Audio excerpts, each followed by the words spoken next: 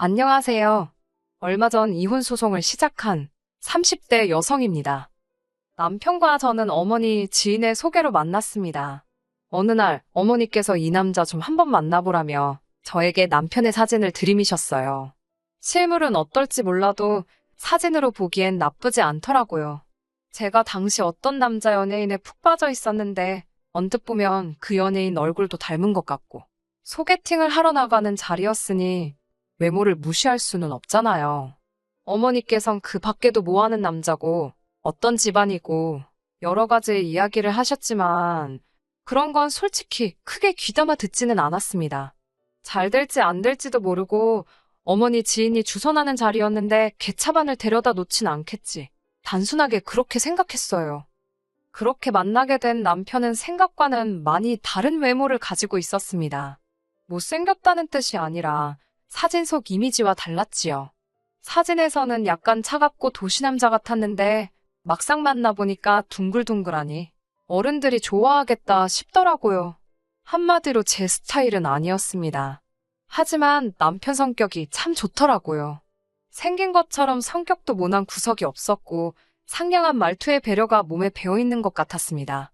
무엇보다 저는 영화광이라고 불릴 만큼 영화를 좋아하는데 남편도 그렇더라고요. 첫 번째 데이트를 마치고 집에 돌아와 남편이 추천해 주었던 영화들을 보게 되었는데 어쩜 취향이 그렇게 비슷하던지요? 이 남자다 싶었네요. 그렇게 저희는 3주 만에 사귀는 사이가 되었습니다. 결혼을 하겠다는 것도 아니고 단지 제가 연애를 시작했을 뿐인데 친구들도 가족들도 신기해하고 기뻐하고 솔직히 말씀드리자면 제 나이 29살에 처음 하는 연애라서 그랬던 것 같아요. 반면에 남편은 저를 만나기 전 2번의 이별이 있었다고 하더군요. 궁금하지 않았기에 못하러 저런 이야기를 나한테 하지 싶었지만 남편은 저에겐 뭐든지 이야기해주고 싶었다 했습니다. 이런 인간이었으니 저를 속일 거라곤 조금의 의심도 하지 못했어요. 남편과 결혼을 약속한 건 사귄 지 2년쯤 됐을 무렵입니다. 5살 연상의 남편은 연애 초반부터 결혼 이야기를 자주 했어요. 그러다 사귄 지 1년이 넘어가자 본격적으로 결혼하자는 소리를 입에 달고 살더라고요. 처음엔 그런 남편이 부담스러워서 화도 여러 번 냈지요. 그럴 때마다 저같이 좋은 여자를 놓치기 싫어 그렇다며 넉살 좋게 넘어가는 사람이었습니다. 결국 사귄 지 2년 만에 제가 백기를 들었네요. 솔직히 이 정도로 나랑 결혼하고 싶어 하는데 설마 제 눈에 눈물 나는 일을 할까 싶었거든요. 이 사람이라면 평생 나를 지켜주고 행복하게 해주려나 보다. 그런 생각도 들었고요. 한편 남편은 연애 시절부터 어떻게든 하루빨리 저를 자기 부모님께 소개시키고 싶어 했습니다.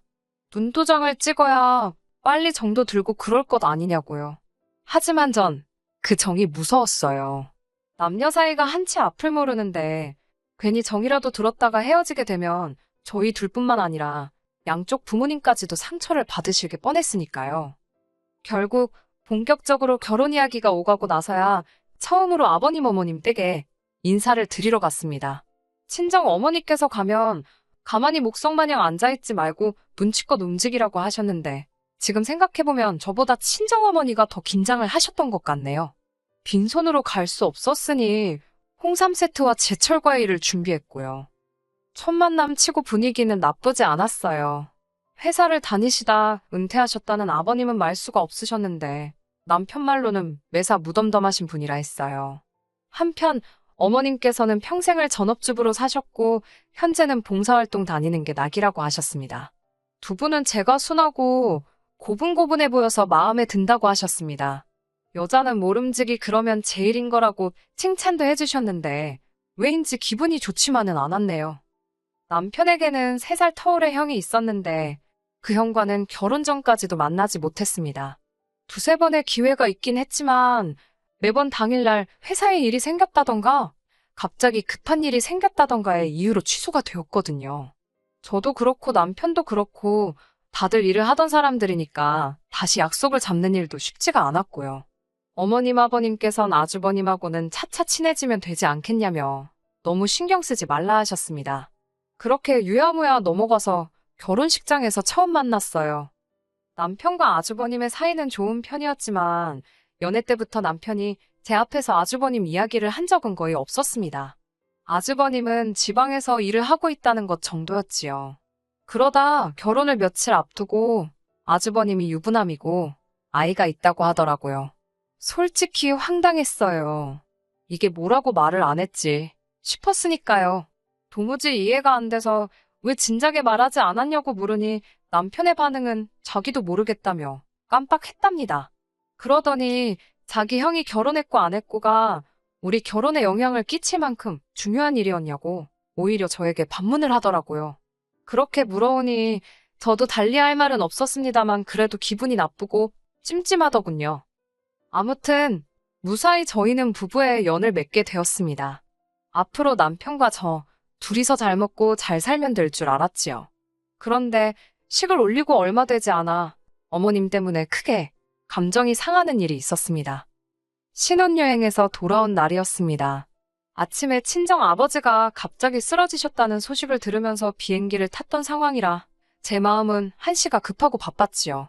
원래 계획대로라면 시댁으로 먼저 향했겠지만 솔직히 그런 계획은 안중에도 없었습니다. 저는 남편에게 시댁에 연락드리라고 했고 그리고는 얼마나 서둘렀는지 기억도 잘 안 나요. 알고 보니 아버지는 원래도 심한 저혈압이셨는데 근래의 사업 때문에 신경 쓰실 일이 많다 보니 순간 정신을 잃으셨던 모양입니다. 다행히 직원들이 옆에 있었기에 바로 병원으로 이송되셨고요. 아버지가 괜찮으신 걸 확인하고 나서도 한동안 놀란 가슴이 진정이 되질 않았습니다. 아버지는 집으로 가시겠다고 고집을 피우셨고 그렇게 저희는 친정으로 향했습니다. 남편에게 어머님이 뭘 하시냐니까 알겠다고 하셨다고 하길래 저는 다 괜찮은 줄 알았어요. 그렇게 남편과 함께 친정에서 하루를 쉬고 이튿날 시댁으로 향했습니다. 시댁에 도착했더니 어머님께서 저를 본체만 채 하시더라고요. 저희 여행이 어땠는지 그런 건 고사하고 사도는 어떻냐, 괜찮으시냐도 한마디 물어보지 않으셨습니다. 솔직히 저희에 대해서 안 물어보시는 거 저를 무시하신 건 서운하셔서 그러시나 보다. 그러실 수도 있지 싶었어요. 하지만 저희 아버지가 병원에 계셨다는 걸 아시면서 괜찮으신지 한마디 물어봐주지 않으시니 저도 사람인지라 기분이 상하더라고요. 저도 그래서 아무 말도 안 하고 있었습니다. 아버님과 저, 그리고 남편이 어색하게 거실에 앉아 있었고 어머님은 찬바람을 쌩쌩 내뿜으시며 괜히 거실을 왔다 갔다 하시더니 안방으로 쏙 들어가시곤 방문을 쾅 닫아버리셨습니다. 제가 안방을 노크하며 어머님께 괜찮으시냐고 배는 안 고프신지 외식하는 게 어떠실지 여러 가지를 여쭤봤습니다만 아무런 말씀도 없으셨고요. 난처한 제가 남편에게 어떻게 좀 해보라니까 제가 저지른 짓이니 저더러 수습하랍니다. 그 말을 듣는데 정이 뚝 떨어지더라고요. 장인어른이 쓰러지신 게 제가 저지른 짓인 거냐고 따지고 드니 그럴 정신이 있으면 자기 어머니부터 달래드리라는 거예요. 어이가 없어서 한마디 싸붙이려는데 갑자기 안방문이 확 열리더니 어머님이 나오셨습니다. 저를 노려보시더니 엄청 서럽다는 듯이 엉엉 소리를 내시며 울기 시작하셨습니다. 저더러 이제 와서 못하러 왔냐고요. 당혹스러웠지만 저도 모르게 죄송하단 소리가 절로 나왔습니다. 어머님께선 당신이 저희 오는 날에 맞춰서 음식도 잔뜩 만들고 했는데 저희가 친정으로 내빼서 너무 서러우셨답니다. 내빼다니 말씀이 심하시다 싶었지만 혹시 남편이 설명을 똑바로 안 했나 싶어서 저희 아버지가 저혈압으로 쓰러지셔서 걱정이 돼서 먼저 가게 되었다고 모르셨냐고 조심스레 물었어요. 그러자 안다고 잘 알지만 저혈압으로 죽는 사람이 세상에 어디 있냐입니다. 그래서 네 아버지 죽었냐입니다. 멀쩡하지 않냐고요. 제가 놀라서 어떻게 말씀을 그렇게 하시냐고 그랬더니 또 우시면서 서운해서 그러신답니다. 아니 서운하면 막말해도 되는 건가요? 저도 그때는 도저히 표정 관리가 안 돼서 제가 다음에 다시 와야겠다고 인사를 드리곤 자리를 일어났습니다. 남편이 그러고 가면 어쩌냐길래 오빠는 더 있다 오라고 했어요. 나는 불편해서 못 있겠다고요. 그날 그 사건을 계기로 어머님과 제 사이에는 보이지 않는 벽이 생기게 되었습니다. 아버님께선 저더러 적당히 하고 굽히고 들어가라 하셨고 저는 그에 대해서 좋다 싫다 대답하진 않았지요. 다만 가정의 평화를 위해서 며느리 노릇만 하자고 마음을 먹었네요. 이후로 명절이라던가 생신 그리고 어버이날 정도만 챙겼습니다. 생신상 차려달라 하셔서 차려드리고 용돈 챙겨드렸어요. 하지만 어머님은 그런 제 모습을 보곤 제가 죄송해서 그러는 줄 아셨나 봅니다. 그 일이 있고 1년도 되지 않아 아주 어이없는 소리를 들었거든요. 결혼했다던 아주버님은 사실 저희가 식을 올릴 때 이미 이혼한 상황이었습니다. 두 사람 사이에는 아이도 있었는데 이혼하면서 형님이 데리고 갔다고 했어요. 이후로 아주버님은 시댁으로 들어가 살기 시작하셨다고요. 자세한 이야기는 솔직히 궁금하지도 않았고 알고 싶지도 않았습니다. 시댁에 정이라곤 하나도 없었으니까요. 그런데 얼마 전 형님께서 아이를 데리고 시댁에 오셨습니다. 재혼을 하셨는데 재혼 상대도 아이가 있었던 모양이에요. 뭐 속사정이 어떤지는 모르겠지만 아이를 더는 못 키우겠다고 그러면서 시댁에 두고 갔다대요. 어머님께선 저 이야기를 하시면서 이제 당신이 믿을 건 저밖에 없답니다. 어이가 없어서 애를 아무 생각 없이 떠맡으신 거냐고 마음 같아선 따져 묻고 싶었지만 꼭 눌러 참고 확실히 말씀드렸습니다. 작은 엄마의 역할 그 이상은 바라지 마시라고요. 하지만 어머님이 생각하시는 작은 엄마와 제가 생각하는 작은 엄마가 달라도 한참 달랐던 모양입니다. 시댁과 저희 집은 차로 1시간 거리였는데 그럼에도 불구하고 시도 때도 없이 저에게 전화를 걸어오셨어요. 주로 아이가 이런 상황인데 뭘 어떻게 해줘야 하냐는 거였지요. 애가 아픈데 병원에를 데려가라거나 애가 잠을 안 자는데 너희 집에 며칠 데려가서 재우라는 말도 안 되는 황당한 말씀들을 하셨습니다. 그러다 사건이 터졌습니다. 새벽 2시쯤이었는데 어머님께서 전화를 걸어오셨지요. 그 시간에 전화를 하시는 게 처음은 아니셨습니다. 매번 짜증과 걱정을 동시에 하면서 전화를 받아야만 했고 그날도 그랬지요. 어머님께선 애 몸에 두드러기가 난 것 같다며 어떻게 하냐입니다. 병원에 데려가시라니까 저더러 오랍니다. 당신은 너무 피곤하다며 내일 봉사도 가야 한다고. 왜? 그런 날 있잖아요. 유난히 컨디션도 안 좋고 모든 게 짜증나는 날. 제가 그날 그랬습니다. 너무 어이가 없어서 아주버님은 뭐 하시냐 물었어요. 그러자 어머님께선 지금 내일 출근해야 돼서 잔답니다. 그러면서 목소리 낮추래요. 저희 남편 자는데 깬다고요. 그 말을 들으니 정말 응어리 같은 게 가슴속에 목구멍으로 솟구치는 듯 했습니다. 저도 내일 출근해야 한다고 하니까 너는 여자지 않냐고 여자는 가족 돌보는 게 우선이라며 빨리 출발하랍니다. 전 너무 화가 나서 아주버님한테 얘기하시거나 병원에 연락하시라고 했어요. 전 아무것도 모른다고요. 그러자 어머님께선 또 우시더라고요. 어떻게 작은 엄마라는 애가 이렇게 매정할 수 있냐면서 네 새끼여도 그러겠냐입니다. 도저히 어머님의 억지를 상대해 드릴 수가 없어서 남편을 깨웠습니다. 전화기 너머로 제가 남편을 깨우는 소리가 들렸던 모양이에요. 어머님께선 내일 출근해야 하는 애를 왜 깨우냐며 이번엔 화를 내셨습니다. 울다가도 화를 내시고 그러다 다시 저한테 앓는 소리를 하시고 진짜 원맨쇼도 이런 원맨쇼가 없더라고요. 더는 저도 견딜 수가 없어서 남편더러 당신이 받아보라고 휴대폰을 넘겼습니다. 건성건성 네네 하고 대답하는 소리가 들리더니 남편이 저더러 그냥 좀 갔다 오랍니다. 가서 들여다보는 척이라도 하고 오래요. 그러면서 작은 엄마도 엄만 아니냐며 왜 이렇게 모성애가 없냐입니다. 어차피 우리도 애 낳으면 아주버님이고 어머님한테 아쉬운 소리하는 날이 없겠냐며 저더러 먼저 모범을 보이라나요.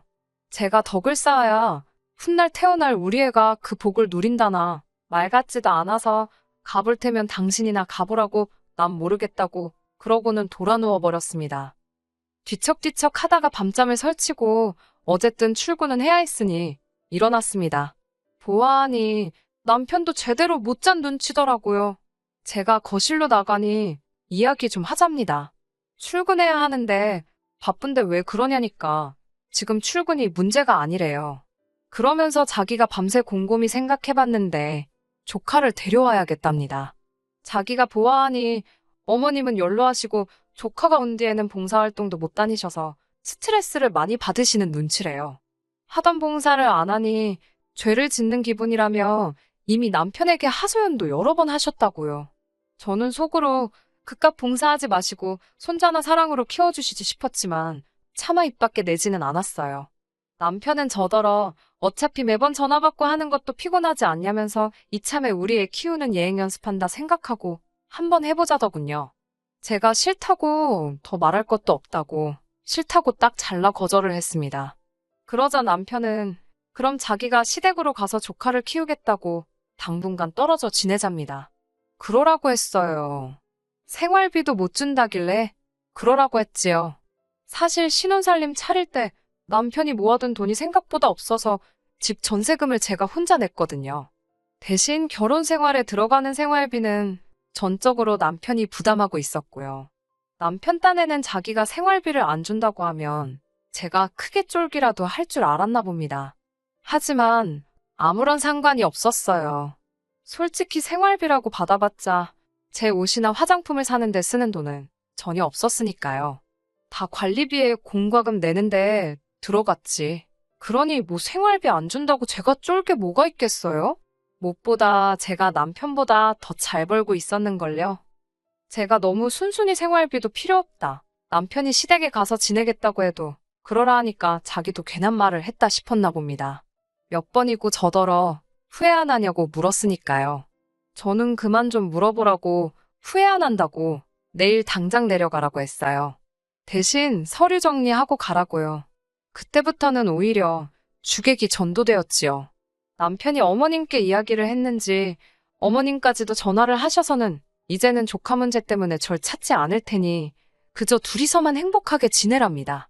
하지만 이 전화마저도 저는 불편하고 짜증이 났어요. 어머님이 또 누가 뭐라고 한 것도 아닌데 세상 서럽게 우셨으니까요.